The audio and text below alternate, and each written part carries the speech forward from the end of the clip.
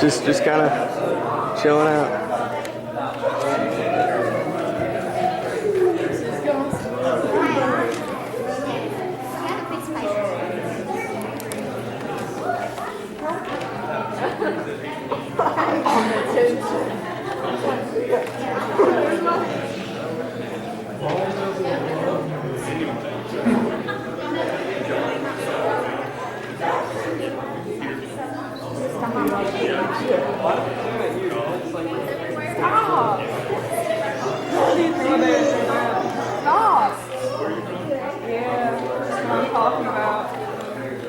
Famous.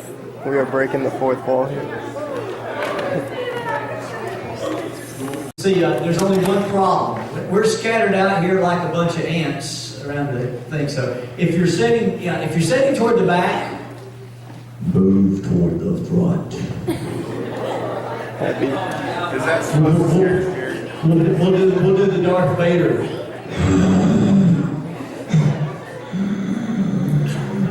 It works. The movie. Thank you. Like fire in my soul, and the flame make me whole. Lord, you know where I've been, so light the fire in my heart again. Surround us, Lord. Surround us, Lord. We need to be in your presence.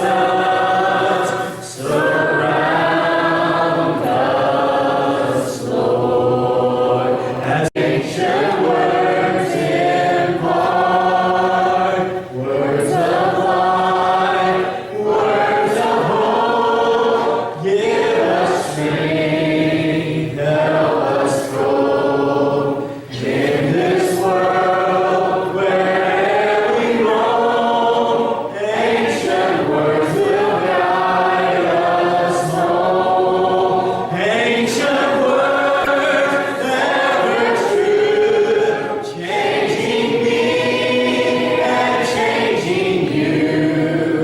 We have come with broken hearts. Oh, let the ancient words impart. Alright, I'm here with familiar faces I've featured on my channel many a times. Now, Jerry, I'm doing alright. Snaps for you. Snaps. Snaps. Alright. What church do you attend? Well, I am now the youth and family minister at the Spring Methodist Church of Christ in Spring Hill, Tennessee. How long have you been attending this wonderful youth rally? All 18 years. Nice. Yes, I'm like the old guy. You're the king. What would you say is your favorite part? Singing well. It's kind of biased. No, the whole thing is good because it's such a variety. I mean, the singing is good. The classes are fantastic. They always have a great keynote speaker. They always have a great theme too.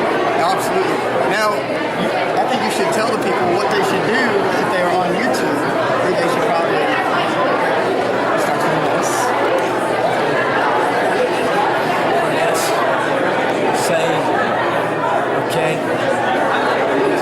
Huh? If they're on YouTube. If you're on YouTube, you should go and see the Beacon Youth Group. Press the little button. Push the button. It's red. It says subscribe. Oh, subscribe. Oh, that word. Okay. I think, subscribe to the Beacon Youth Group. They're really good, yeah. And look at mine too. Like them on Facebook. Yeah, they're on Facebook. Comment. Comment. Oh, comment. Likes and comments. That's there good too. you go. Yeah, not to say anything. I have a Facebook. Okay. And he has a YouTube as well. And I have a He YouTube. does. And I have an Instagram. And I have a mama. And I have a wife and a child. I'm sorry. He's everywhere. He is everywhere. But thanks you commented on my video the other day. I put a new video out. So, okay. Check that out. Go check that out as well. Yes. Check it out. Thank you, Joey, so much. Thank you. Hey, I want in with her. She needs to come in and ask me a question. Oh, okay. Well, this should be good. On it. I'm kind of sick. I'm not worried about it. Hey there, how you doing? See, now they worry better. I just wanted to be with the pretty one. Okay. That's all. I see how that is. I do. I know. Snaps too. Snaps for us. Snaps. That's it. All right. Thank you much.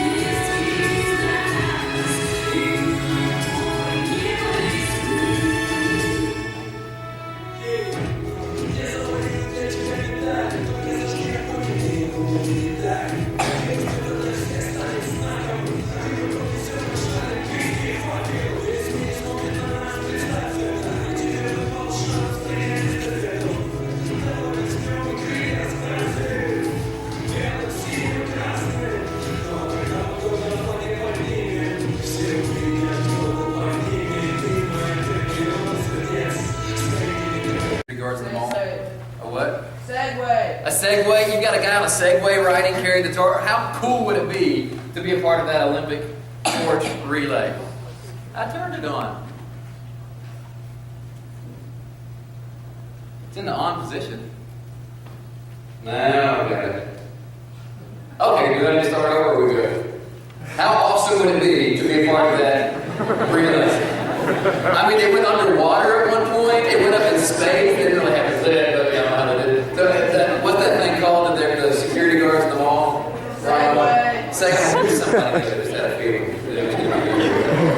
I think just kind of feeling something. That torch, the Russian Olympic relay, of course, starts in Olympia, Greece. And then it got into Russia, and from that point, it was the longest relay in Olympic history. It traveled from Moscow to Sochi through 2,900 towns across all 83 federal subjects of Russia, which, if you've ever looked at a map, Russia's a little bit bigger than Texas. It was the longest relay in Olympic history. How exciting would it be to be a part of that? Would you like to do that? I mean, would that be exciting?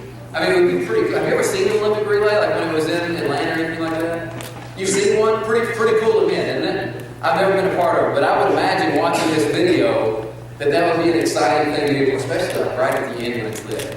And then there's this. They didn't quite make the highlight reel. Notice what's missing.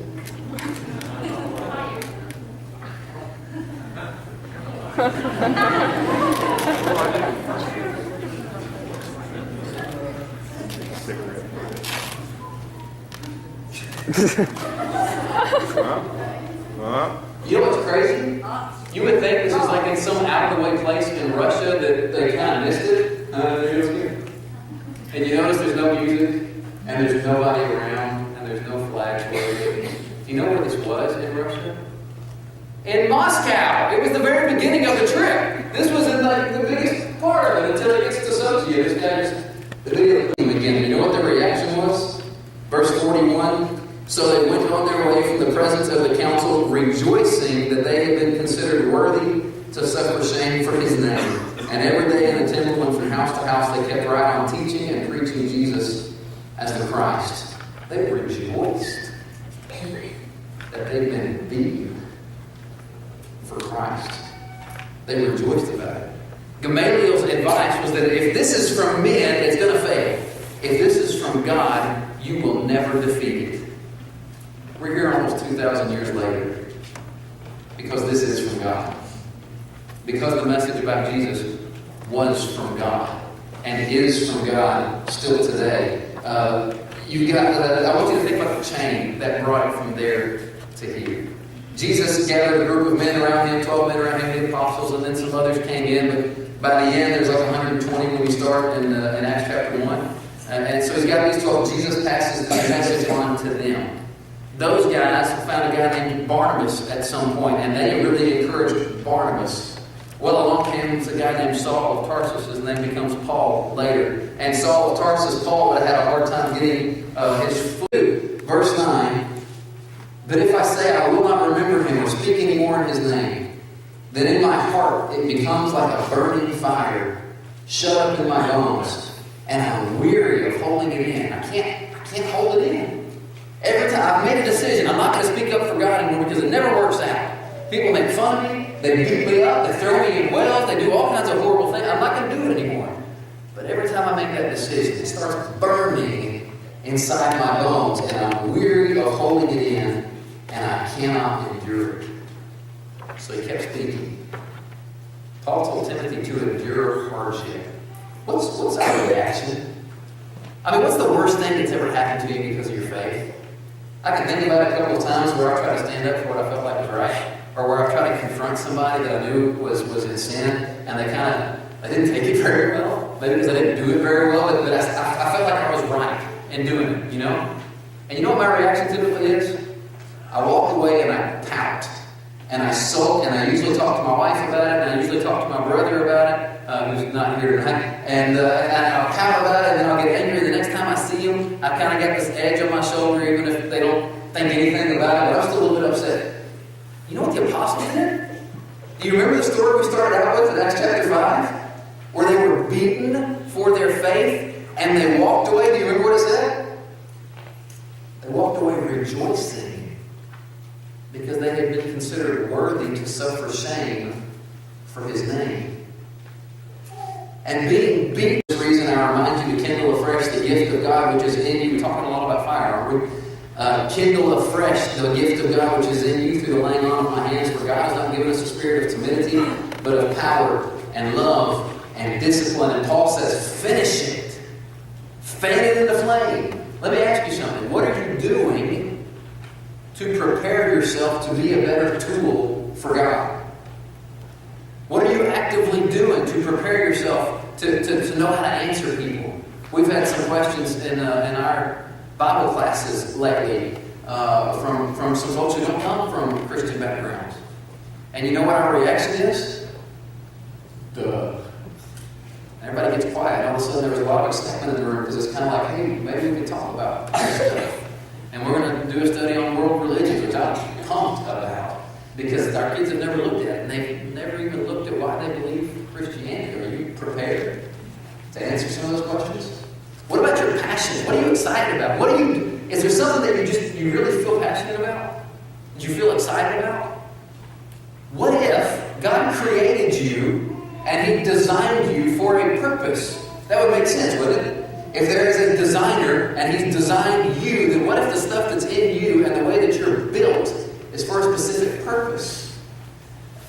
Don't you think your passions might show you what your ministry might be? There's a kid named Austin.